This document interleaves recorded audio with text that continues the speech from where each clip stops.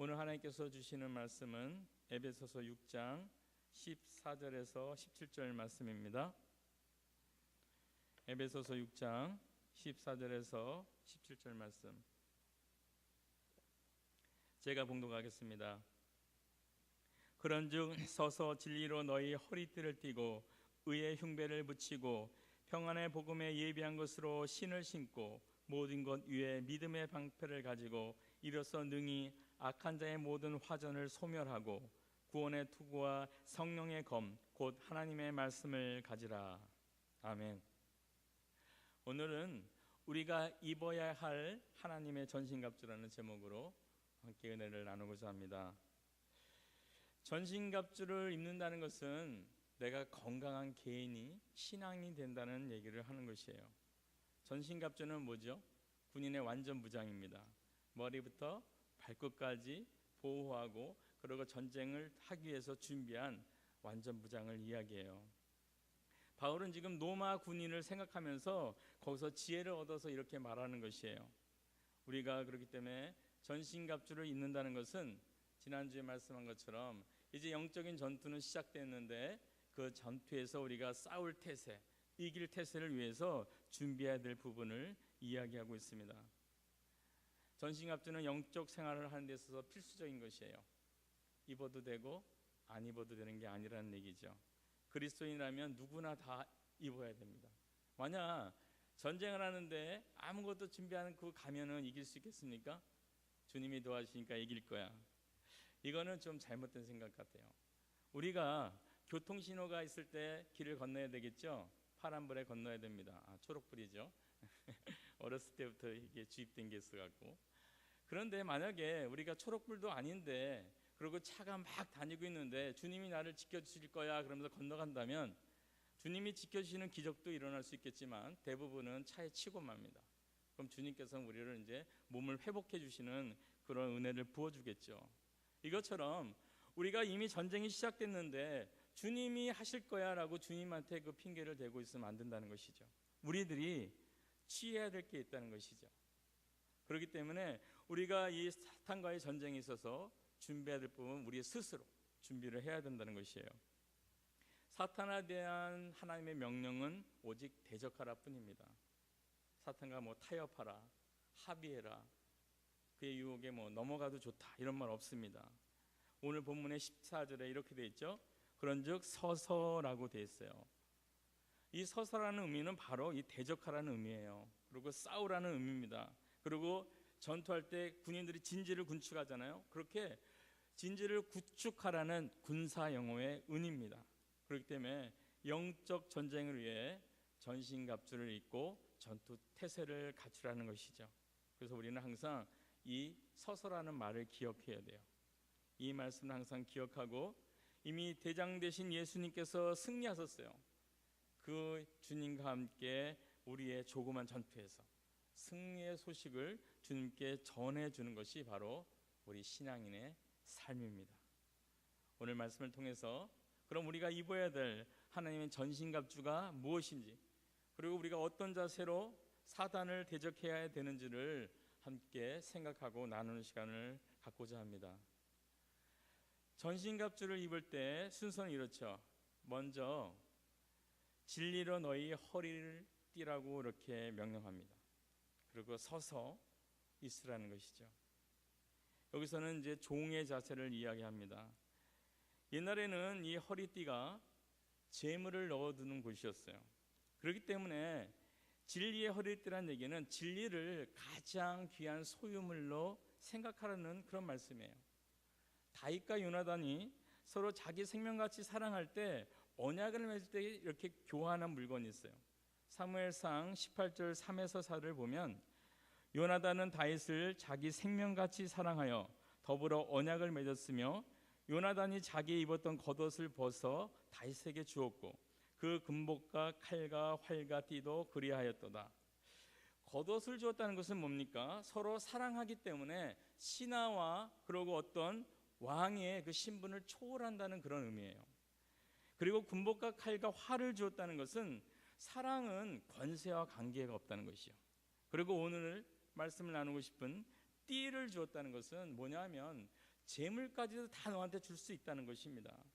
그런 의미로 진리의 허리띠란 말은 진리를 재물처럼 가장 귀한 것으로 여기라는 그런 의미로 우리가 이 말씀을 볼 수 있어요.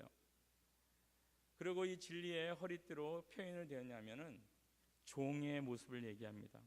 종의 자세를 가지고 근신하고 경성하여서 진리를 위하여 일하라는 것이죠. 주님께서는 직접 누가복음 12장 35절에서 이렇게 말씀하셨어요. 허리에 띠를 띠고 등불을 켜고 서 있으라, 이렇게 말씀하셨습니다. 그리고 베드로전서 5장 5절을 보면 젊은 자들아 이와 같이 장로들에게 순복하고 다 서로 겸손으로 허리를 동이라, 이렇게 말씀하셨어요. 젊은이들은 교만이 아니라 겸손으로 허리를 동이라는 것이죠. 그리고 이어서 베드로전서 5장 8절 9절을 보면 근신하라 깨어라 너희 대적 마귀가 우는 사자같이 두루 삼키며 삼킬 자를 찾나니 너희는 믿음을 굳게 하여 저를 대적하라 했습니다. 하나님께서는 교만한 자를 물리치고 겸손한 자에게 은혜를 주신다는 것이에요. 그렇기 때문에 겸손으로 허리를 동이면서 준비하는 젊은이들이 있어야 된다는 것이죠. 그런 우리 성도들이 있어야 된다는 것이에요. 그렇기 때문에 그럴 때 종의 마음을 가질 때 마귀의 쾌계, 우는 사자같이 덤벼드는 그 마귀를 능히 이겨낼 수 있다는 것입니다. 겸손에서 가장 유명한 사건이 뭐예요? 우리가 잘 아는 사건이죠. 요한복음 13장 4절 5절 저녁을 두르시던 자리에서 일어나 겉옷을 벗고 수건을 가져다가 허리에 두르시고 이에 대야에 물을 담아 제자들의 발을 씻기시고 하신 우리들이 잘 아는 그 세족식 사건이죠. 예수님께서 친히 제자들의 발을 닦아주면서 종의 모습을 보여주셨죠.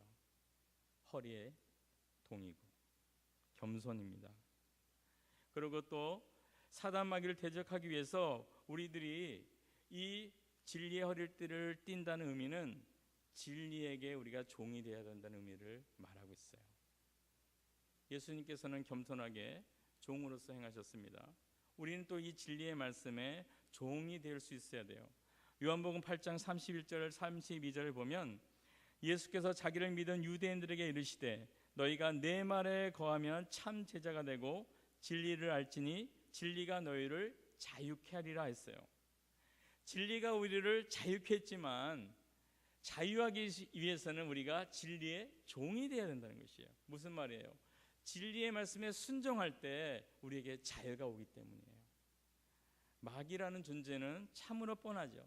요한복음 8장 44절을 보면 마귀는 처음부터 살인한 자요, 진리가 그 속에 없다 그랬어요. 거짓이고 거짓말장이고 거짓의 아비가 되었다고 이렇게 이야기했습니다. 거짓의 아비에게 대적하기 위해서 무엇이 필요합니까? 진리가 필요한 것이죠. 그렇기 때문에 우리가 진리의 종이 되어야 돼요. 그래서 우리 믿는 성도들은 진리로 허리띠를 띠고, 즉 진리에게 종이 되어 담대하게 사단의 그 거짓을 쳐부시며 나가야 되는 그런 능력의 주의 종들이 되어야 될 것입니다. 두 번째로 의의 흉배를 붙이라고 했습니다. 이것은 제사장의 모습이 생각나죠. 흉배가 뭐죠? 그 당시 로마 군인들이 입었던 이 목부터 허벅지까지 이렇게 보호했던 커다란 갑옷이죠. 갑옷. 그래서 중요한 이 장기를 보호하는 것입니다. 근데 왜 의가 이렇게 흉배로 상징되었습니까? 옛날 대제사장들을 보면 가슴에 에봇 흉배를 묶은 일이 나와요. 레위기 8장 7절에서 8절. 대제사장의 중요한 복장이 나오죠. 아론에게 속옷을 입히며 띠를 띄우고 겉옷을 입히며 에봇을 더하고 에봇에 기묘하게 짠 띠를 띄워서 에봇을 몸에 메고 흉배를 붙이며 흉패에 우림과 둠빔을 넣고, 이렇게 되어 있습니다. 에봇은 대제사장이 맨 위에 걸친 옷이에요. 앞에도 있고 뒤에도 있는 그런 의복입니다. 그리고 이 제복은 세마포로 만들었기 때문에 의로움과 의를, 성결함을 상징하고 있어요. 그렇기 때문에 사람들이 대제사장을 딱 만나면 처음에 눈에 딱 띄는 게 바로 이것이에요. 세마포 깨끗한 거, 그리고 에봇의 옷. 그렇기 때문에 의로움과 성결함, 그게 대제사장의 상징이었습니다. 이사야 선지자가 하나님을 설명한 부분이 성경에 나와요. 이사야 59장 16에서 17절을 보면 이렇게 되어 있습니다. 자기 팔로 스스로 구원을 베풀며 자기 의로 스스로 의지하사 의의 호심경을 삼으며 구원을 그 머리에 써서 투구를 삼으시며, 이렇게 되어 있어요. 이 호심경을 이제 개정개혁이 나왔죠. 개정개혁에서는 갑옷이라고 번역하고 있습니다. 하나님께서 의의 갑옷을 입고 계시다는 것이에요. 만약에 우리가 하나님을 뵐 수 있다면, 이렇게 눈으로 볼 수 있다면 처음에 뜨는 것이 바로 이 의의 옷이라는 것이죠. 대제사장이 입고 있던 옷과 동일하게 하나님의 의의 옷을 우리가 처음에 보게 된다는 것이에요. 그렇기 때문에 이 의의 흉배가 중요한 것입니다. 사단을 대적할 때 제일 먼저 사단의 눈에 이게 띄울 수 있어야 돼요. 그게 바로 의의 흉배가 되어야 되는 것이죠. 로마서 8장 33절 34절은 이렇게 되어 있습니다. 누가 능히 하나님을 택하신 자를 송사하리요, 의롭다 하시는 이는 하나님이시니 누가 정죄하리요. 우리는 우리의 의가 우리 자신에서 나온 것이 아니에요. 그걸 말하고 있습니다. 우리의 의를 보여줘야 되는데 사단에게 하나님처럼 우리를 보여줘야 되고 대제사장처럼 우리의 에봇의 의를 보여줘야 됩니다. 그런데 이 의는 우리 자신의 의로운 행동에서 나온 것이 아니라는 것이죠. 바로 예수 그리스도를 통하여 의롭다가 칭함을 받은 바로 그 의예요. 그렇기 때문에 우리가 자랑할 것은 예수 그리스도입니다. 예수 그리스도의 의예요. 우리가 이렇게 이것을 자랑할 때 로마 군사들의 그 가슴과 허파와 심장을 이 갑옷이 지켜준 것처럼 그리스도인들을 예수 그리스도 안에서 이 의로움이 우리를 지켜준다는 것이에요. 로마서를 예를 든다면 1장부터 11장까지는 믿음으로 말미암는 의가 기록되고 있습니다. 그리고 12장부터 16장 마지막 장까지는 뭐가 기록되어 있냐면 이렇게 의롭게 칭의를 받은 사람이 어떻게 삶을 살아갈 것인가, 어떻게 의로운 삶을 살아가야 될 것인가에 대해서 얘기하고 있어요. 이게 무엇입니까? 우리가 예수 그리스도를 통해서 의를 얻었어요. 그런데 그걸로 그냥 자랑만 하는 게 아니고 그 의에 우리의 삶 가운데 우리의 정결한 삶, 우리의 의로운 삶이 드러나야 된다는 것입니다. 이것이 바로 사단의 그 속임과 불의와 그 노력을 이겨낼 수 있는 방법이에요. 사단 안에서 세상은 신음합니다.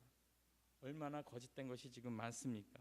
이 가운데서 세상은 우리 크리스찬의 의로운 삶을 절실히 필요로 하고 있어요. 베드로전서 2장 9절에 우리를 왕같은 제사장이라고 했습니다. 이렇게 주님께서 우리를 선포해 주셨어요. 우리는 왕같은 제사장. 그렇기 때문에 의의 흉배를 붙이고 사단과 대결하여 삶 가운데 예수 그리스도를 의지해서 의로운 삶을 이루어가는 우리 모두가 되길 바라겠습니다. 세 번째로 평안의 복음에 예비한 것으로 신을 신고라고 되어 있어요. 요동하지 않는 평강 가운데 사단을 대적하라는 것입니다. 발이 편하지 않으면 전쟁을 제대로 치를 수 없죠. 이처럼 우리의 평안이 복음의 기초를 둔 믿음에서 나와야 된다는 것이에요. 복음의 기초에서 나오지 않는다면 진정한 평안이 아니라는 것입니다. 군인들이 전투화를 신으면 어떻게 됩니까? 전투 능력이 뛰어나져요. 발이 보호받게 되기 때문이고, 그리고 그 발을 또 마음대로 움직일 수 있기 때문입니다. 그렇기 때문에 발이라는 것은 심장과 동일하게 중요해요. 전쟁할 때 만약에 발을 못 움직이면 전쟁을 치를 수가 없습니다. 우리가 평소에는 발이 그냥 그저 그렇지 하지만 심장이 더 중요하다고 생각하지만 전쟁터에서는 그게 아니에요. 발로 빨리 도망가거나 발로 빨리 가서 공격하지 않으면 질 수밖에 없게 돼요. 그렇기 때문에 영적 싸움에서는 모든 것이 다 중요합니다. 발을 막는 신발 중요한 것이에요. 그런데 이 신발이 편안해야 된다는 것이죠. 만약에 우리가 다른 것 위에 쓴다면, 다른 신발을 신고 쓴다면 복음이 아니라 우리는 고통스러울 수밖에 없어요. 만약에 우리가 물질이나 권력이나 명예나 높은 자리나 인정받는 지위 등 거기에 우리의 평강을 기초를 두거나 또 아니면 우리의 이름의 명예, 그리고 어떤 봉사 아니면 교제, 세상의 축복과 성공, 거기에 우리가 신발을 두기를 원한다면 우리의 믿음은 요동할 수밖에 없습니다. 우리는 어떤 때는 평강했다가 어떤 때 평강하지 않아요. 왜냐하면 내 생각대로 안 되기 때문에, 우리가 기초를 다른 곳에 두었기 때문에 우리의 심령이 불안해질 수밖에 없고 정말 꾸준한 편안함이 있을 수 없어요. 그렇기 때문에 전쟁을 치를 수가 없게 되는 것입니다. 그래서 우리는 복음의 신발, 복음을 기초로 한 그 신발을 신어야 돼요. 요한복음 14장 24절 27절을 보면 평안을 너에게 끼치노니 곧 나의 평안을 너에게 주노라. 내가 너에게 주는 것은 세상이 주는 것과 같지 아니하나니 너희는 마음에 근심도 말고 두려워하지도 말아라. 아멘. 사단은 여러 가지 방법으로 우리를 불안하게, 절망하게, 낙심하게, 의심하게 만들어서 전쟁할 힘을 상실하게 만듭니다. 이미 주님께서는 승리하셨어요. 근데 보좌 우편에 앉아있기 때문에 우리는 이긴 전쟁을 하는 것이라고 지난주에도 말씀드렸어요. 우리가 가지고 있는 복음은 그만큼 안전하고 그리고 우리에게 평안을 주는 그런 말씀이에요. 그렇기 때문에 우리는 이 평안의 복음에 예비된 신을 신고 사단과 전쟁을 치러야 됩니다. 그럼 어떻게 대적합니까? 로마서 1장 16절을 보면 내가 복음을 부끄러워 아니하노니 이 복음은 모든 믿는 자에게 구원을 주시는 하나님의 능력이 됩니다. 디모데후서 1장 10절 예수께서 복음으로 생명과 썩지 아니할 것을 드러낸지라. 디모데후서 1장 8절 하나님의 능력을 조차 복음과 함께 고난을 받고자 하는 자. 마태복음 10장 23절을 보면 이 동리에서 너희를 핍박하거든 저 동리로 피하라. 내가 진실로 너에게 이르노니 이스라엘의 모든 동리를 다 다니지 아니하여서 인자가 오리라. 이렇게 말씀하셨어요. 결국 무엇입니까? 모든 믿는 자에게 구원과 영생을 주시는 하나님의 능력인 복음의 평안의 신발을 신고 우리 성도들이 이것저것을 다니면서 비록 고난이 있다 할지라도 하나님의 사랑의 메시지를, 그 복음을 전할 때 바로 우리가 사단을 대적하는 그런 위치에 서게 된다는 것입니다. 바라기는 믿음의 기초를 다른 곳에 두지 마세요. 복음에 두시기 바랍니다.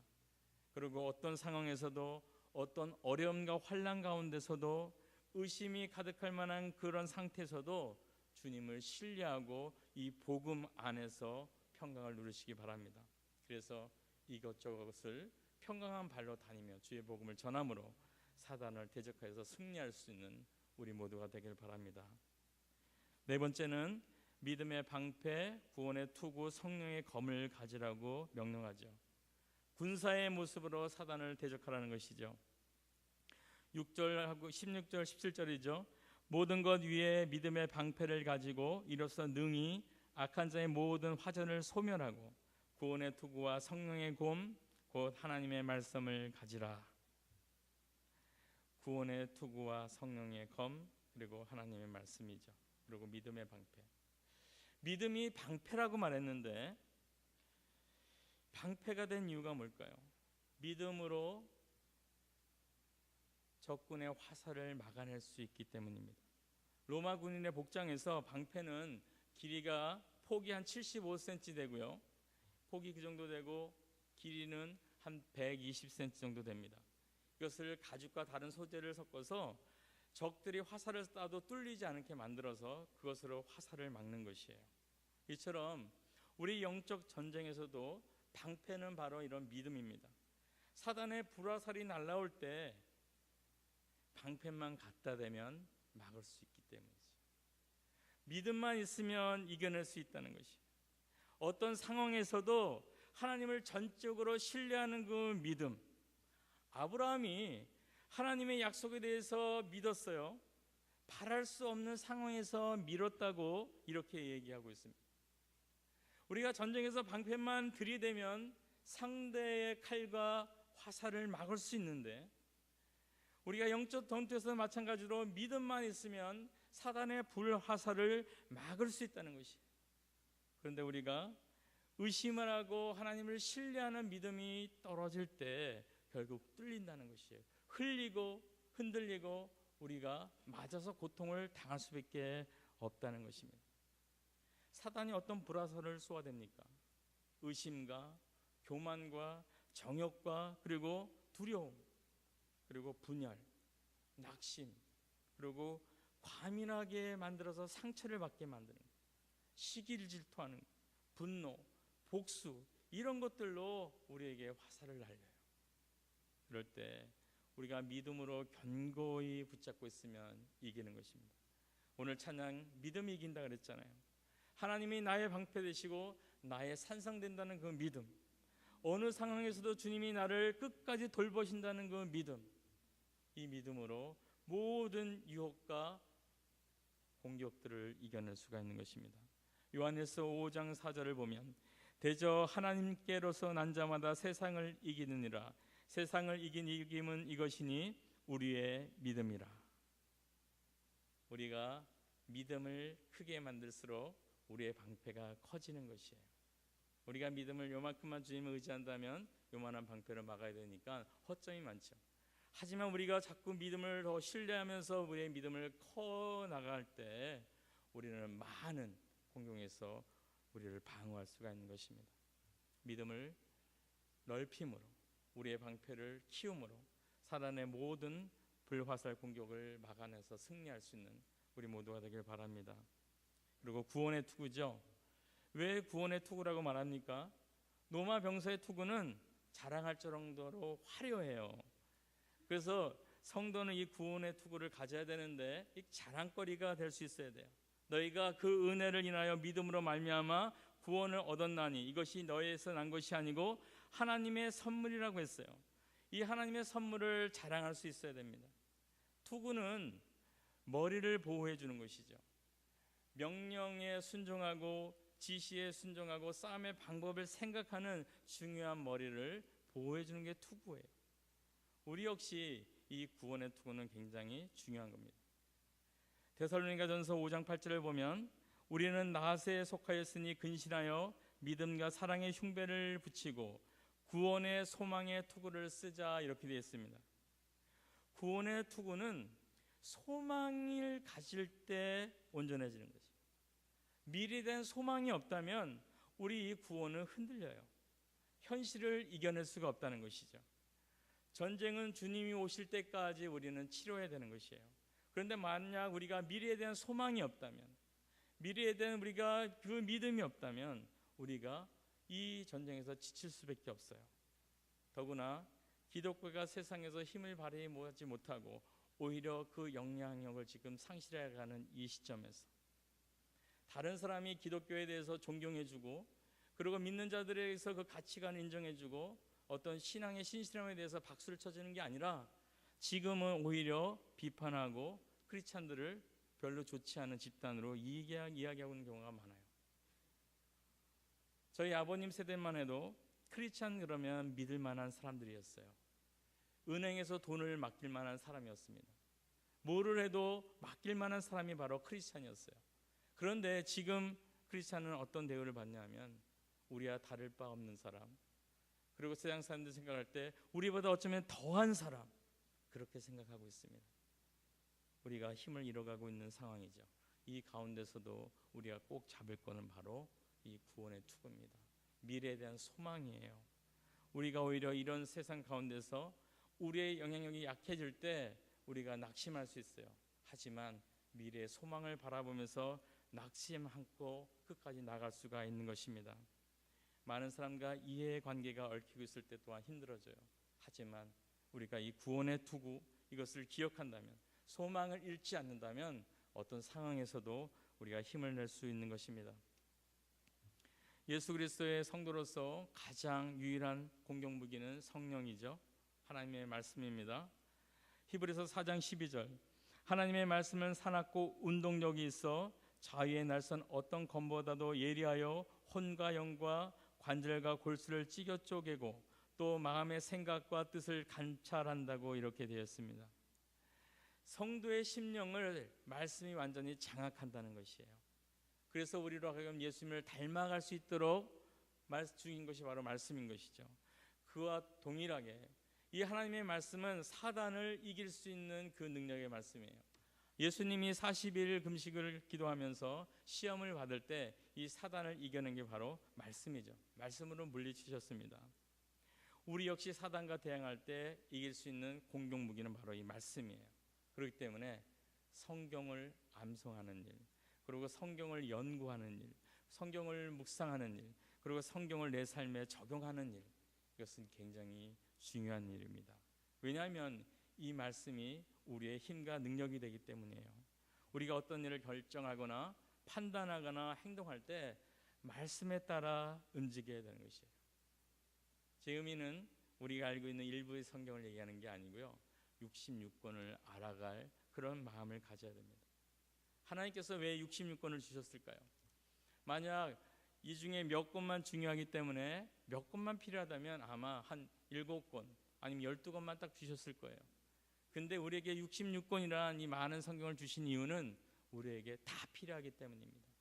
이걸 아시고 우리가 이 말씀을 잘 연구하고 말씀을 구석구석 좀 알아갈 수 있도록 노력하길 바랍니다. 말씀이 능력이기 때문이에요. 그래서 우리가 이 말씀의 검을 가지고 우리 생활 가운데로 나가야 돼요. 그리스도인들이 힘을 발휘하지 못한 이유가 뭔지 아세요? 많은 경우에 예전이나 지금이나 내 삶이 동일하다는 것 때문이에요. 마음으로 깨달아요. 그래서 이 말씀을 깨닫고 이 말씀대로 살아야지 하는데 우리의 삶 속에서 이 말씀대로 살지 않기 때문에 그 다음에 또 감동이 오면 감동은 오지만 자신이 없어지는 거예요. 왜? 자기의 변화된 모습이 보이지 않기 때문에. 그렇다 보면 말씀의 힘을 얻고 크리스찬들이 힘을 잃게 될 수밖에 없는 것이에요. 말씀에 복종하고 말씀을 내 삶에 적용하는 것 굉장히 중요합니다. 작은 거 하늘에도 이것을 적용해서 이 말씀대로 살아갈 때 거기에는 하나님의 은혜가 있고 하나님께서 우리에게 주시는 확신이 있어요. 나의 삶이 바뀌어가는 모습을 스스로 보게 됩니다. 이럴 때 자신이 생기고 힘이 생겨요. 이게 바로 말씀의 능력입니다. 바라기는 이 말씀의 능력을 의심하지 말고 인정하고 믿으시기 바랍니다. 그리고 때로는 내 지혜와 내 생각이 다르다 할지라도 이 말씀에 순종함으로 나갈 때 그 안에 우리는 기적을 볼 수가 있고 그 안에 우리는 나의 변화됨을 체험할 수 있고 그 안에서 내 이웃의 변화되는 모습을 우리는 체험할 수 있게 되는 것입니다. 하나님의 말씀이 무기가 되어야 됩니다. 그러나 우리의 칼날은 무뎌요. 이 무디다는 사실을 인정하고 이 말씀을 순종함으로 우리의 칼날을 날카롭게 만들어서 모든 사단과의 전쟁에서 능히 이겨낼 수 있는 우리 모두가 되기를 바랍니다. 믿음의 방패, 구원의 투구, 그리고 생명의 검, 그리스도 안에서의 군사의 모습입니다. 말씀을 맺습니다. 본문 초두에 그런즉 서서라는 의미는 영적 전쟁을 위해 하나님의 전신갑주를 입고 서라는 것이라고 말씀드렸어요. 허리띠죠. 진리의 종이 되고 흉배입니다. 의로운 제사장의 모습으로. 그리고 신발이죠. 평안의 복음으로 무정한 사가 되어서. 그리고 믿음의 방패, 구원의 투구, 성령의 검, 이 모든 것을 가지고 사단과 싸워 능히 이겨낼 수 있는 우리 모두가 되기를 바라겠습니다. 우리 함께 기도합니다.